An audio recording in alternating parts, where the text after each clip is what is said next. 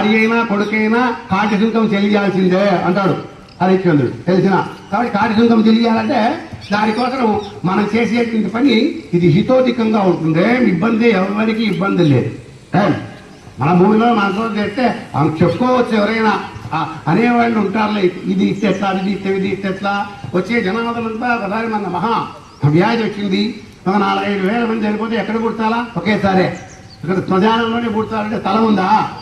ఉన్న స్థలంలో అంతా మిగతా అయిపోయి కాకపోయిందంటే వీళ్ళు అందరినీ ఒక చోట తీసి దాంట్లో దీంట్లో ఒక వారం ఏదైనా వేస్తే అయిపోయి ఏమయ్యా. ఇది కథ. మన హైందవాచారంగా అయితే కాల్చాల్సిందే, అది భస్మం అయిపోతుంది.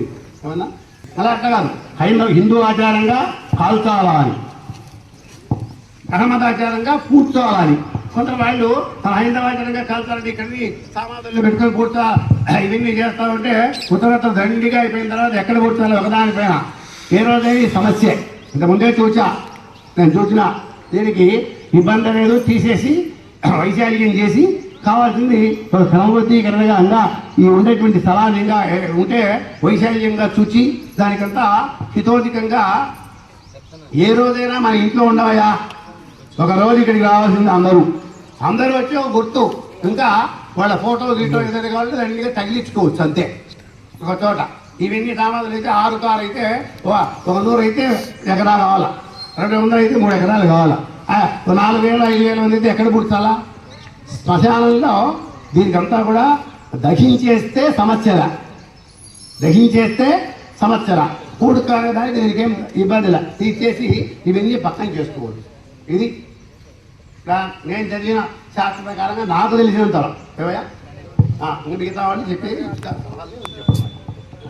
మనం ఈరోజు ఇక్కడ సమావేశమై ఈ రుద్రభూమి విషయమై మనమందరము కుల మత అనేటువంటి దేశం అనేది ఏది ఎక్కడ కనపడకుండా ప్రతి ఒక్కరూ మానవతా దృక్పథంతో ఏర్పాటు చేసినటువంటి సభకు మనకు తాడిపత్రి ఎంతో అభివృద్ధి కావాలా, ప్రతి ఒక్కరికి భేదాభిప్రాయాలు ఉండకూడదని సత్సంకల్పంతో మన ఏసీ ప్రభాకర్ రెడ్డి గారు చేసినటువంటి మంచి మాట, భవిష్యత్తులో ఎటువంటి ఇబ్బందులు కలగకూడదు, శాశ్వతంగా రుద్రభూమి అనేది పుణ్యమార్గానికి అనుసరించేటువంటి ఒక విషయమే కానీ ఏదో చనిపోయినాడు, ఏదో కారణం అయిపోయింది, 500 కాలం అయిపోయింది అనే భావన అభిప్రాయాన్ని ప్రతి ఒక్కరి మనసు, తల్లిదండ్రులు ఇచ్చినటువంటి జన్మను ఇచ్చినటువంటి ప్రతి వ్యక్తి కూడా తల్లిదండ్రుల యొక్క జ్ఞాపకార్థంగా కొన్ని విషయాలు కొన్ని సందర్భాల్లో పెంచి పోషించి వాళ్ళను ఆదరంగా తీర్చిదిద్దినటువంటి తల్లిదండ్రుల యొక్క ప్రేమ విశ్వాసాలు ఉత్తరోత్తర వంశము అభివృద్ధి కొరకు ఏర్పాటు చేసినటువంటి ఈ రుద్రభూమి యొక్క విషయంలో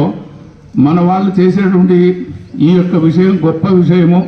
దీనిలో ప్రతి ఒక్కరూ కూడా అందరూ సహకరించి అందరూ ఈ విధంగా చనిపోయిన వ్యక్తిని ప్రతి ఒక్కరూ భూమిలో పూడ్చుకుంటూ పోతే విశాలము, ప్రతి ఒక్కరు ఇదే అయిపోయిందంటే ఇంక ఎక్కడ కారణం, ఎవరు ఎక్కడ అనేటువంటి భేదాభిప్రాయాలు కలిగేటువంటి విషయానికి లేకుండా మనకు మిత్రుడైనటువంటి జానకి రామయ్య శర్మ గారు చేసినటువంటి విషయము ప్రతి ఒక్కరికి ఆచరించదగ్గ విషయము.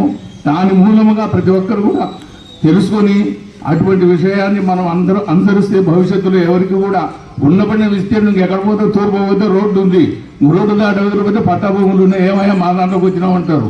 పూర్వీకులు నిర్మాణం చేసినటువంటి ఈ రుద్రభూమిలో సాక్షాత్తు పరమేశ్వరుడికి ఉన్నటువంటి ఈ పదమటిలో ఉత్తరం నుండి పెన్నానది యొక్క ఈ తీర ప్రాంతం, నదీ తీర ప్రాంతంలో మన యొక్క తాడిపత్రి పట్టణ అభివృద్ధిగా చేసినటువంటి నిర్ణయాన్ని మనం అందరం కూడా ఎవరు ఏ అభిప్రాయము లేకుండా మంచి మనసు దృక్పథంతో అందరము దీన్ని ఏకుమ్మడిగా ఒకే మాటగా తీర్చిదిద్దుకోవాలనే యొక్క సంకల్పంతో ఈ యొక్క సభకు ఏర్పాటు చేసి మన మిత్రులైనటువంటి వాళ్ళు, బ్రాహ్మణులు, పెద్దలు, గౌరవులు, మన ముఖ్యమైనటువంటి ఏసీ ప్రభాకర్ గారు చేసినటువంటి విషయాన్ని మన అందరం కూడా అంగీకరించాలని కోరుతున్నాం.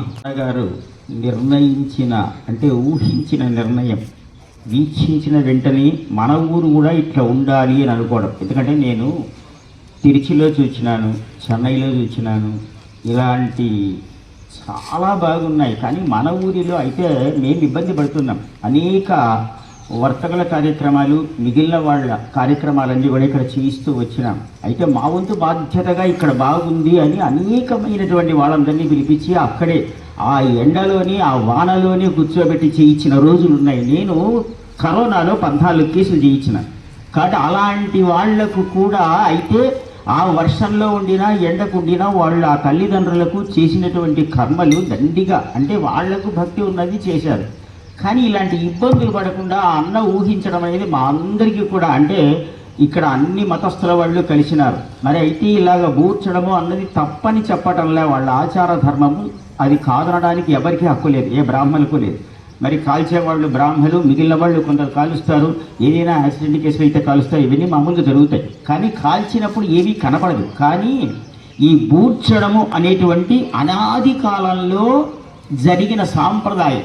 కానీ ఆ సాంప్రదాయాన్ని ఎవరు తీసేయడానికి ఎవరికి కూడా, ఎంతటి పండితులకు కూడా సాంప్రదాయాన్ని కాదని చెప్పే హక్కు ఎవరికీ లేదు.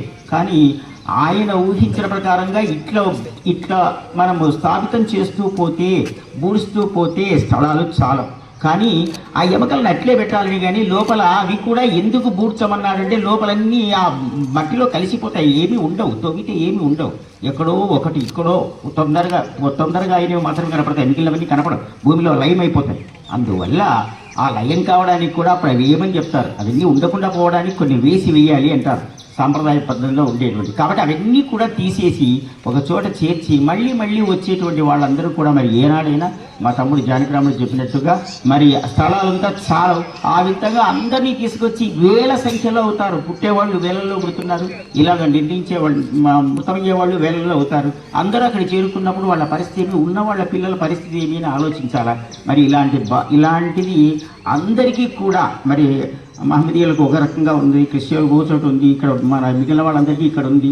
ఇందులో హిందువులకంతా ఇక్కడ ఉంది కాబట్టి కర్మలు చేయడం నేను అదే అన్నకు కూడా, ఎందుకంటే చేసేది గొప్ప పని అనేదానికి ఒక మార్గం చెప్తున్నా. ఎందుకంటే నేను చేయించి ఉన్నాను కాబట్టి చెప్తున్నా ఇక్కడ. ఎందుకంటే అనేకమైన బ్రాహ్మణులు చేసినాం, వర్తకులకు చేసినాం, దండిగా మందికి మిగిలిన కులస్తులంతా ఇక్కడ చేసినాం. కానీ చేసేటప్పుడు కొన్ని ఇబ్బందులు కలుగుతున్నాయి. భవిష్యత్తులో ఆయన చాలా గొప్ప పని చేసినాడు అని నేను, ఎందుకంటే ఇట్లా గొప్ప నిర్ణయం చేసినాడు ఆయన. నిజంగా మా అందరికీ ఎంత ఆనందం అంటే అంత ఆనందం ఉన్నది. ఎందుకంటే అంత ఆనంద భరితంతో చెప్తున్న మాట ఇది. ఎందుకంటే మాకందరికీ కూడా రేపు కార్యక్రమాలు నేను తీర్చిలో చూసిన, ఎందుకంటే అక్కడ వంట వాళ్ళు ఉంటారు, మిగిలిన మా కార్యక్రమం అంతా ఉంటుంది, కార్యక్రమం చేయిస్తారు, బ్రాహ్మణులు ఉంటారు, ఆ కార్యక్రమాన్ని చేయిస్తారు, బంధువులు ఎక్కడి నుంచి వస్తారు మీకు ఇంకా తెలియదేమో. ఒక్కనొక్క కొన్ని వందల ఏళ్ళ, ఒక 20-30-35 ఏళ్ళ కింద ఇక్కడే శివాలయం దగ్గరనే రూమ్ ఉండింది. ఆ రూములోనే బ్రాహ్మణులు వంట చేసుకొని తిని అక్కడ కార్యక్రమాలు చేయించినాం మా అబ్బాయి. అందుకని ఇక్కడ జరుగుతున్నాయి. కానీ మా బంధువుల అబ్బాయి ఇక్కడ చేయించాం. కానీ అలాంటప్పుడు ఇంత అనుకూలం ఆయన అన్న చేస్తున్నాడు అంటే మాకు అంత ఆనందదాయకంగా మా బ్రాహ్మణుల నుంచి ఎలాంటి ఆక్షేపణలు లేదు. ఇది చెయ్యడం ధర్మహితము, ధర్మం ఖచ్చితంగా చేస్తే మీ అందరికీ కూడా చాలా ఆనందదాయకంగా ఉంటుంది. చేసే కార్యక్రమాలు పొందినటువంటి వాళ్ళ యొక్క స్వర్గంలో ఉన్న వాళ్ళందరికీ కూడా పుణ్యంగా పిల్లలు చేసేటువంటి ఫలితాలన్నీ కూడా వాళ్లకు చేరతాయి. వాళ్ళు పెట్టే అన్నాలన్నీ కూడా వాళ్ళకు జరుగుతాయి. వాళ్ళు ప్రతి సంవత్సరం చేసేటువంటి తిండంతా వాళ్ళకి అబ్బుతుంది. వాళ్ళు కూడా వైకుంఠంలో సుఖంగా ఉంటారు అని నా మనఃపూర్వకంగా చెప్తున్నది. మా అందరి మా బ్రాహ్మణ తరఫున నేను చెప్తున్నాను. అందులో మా తమ్ముడు కూడా అదే మాట చెప్తున్నాడు.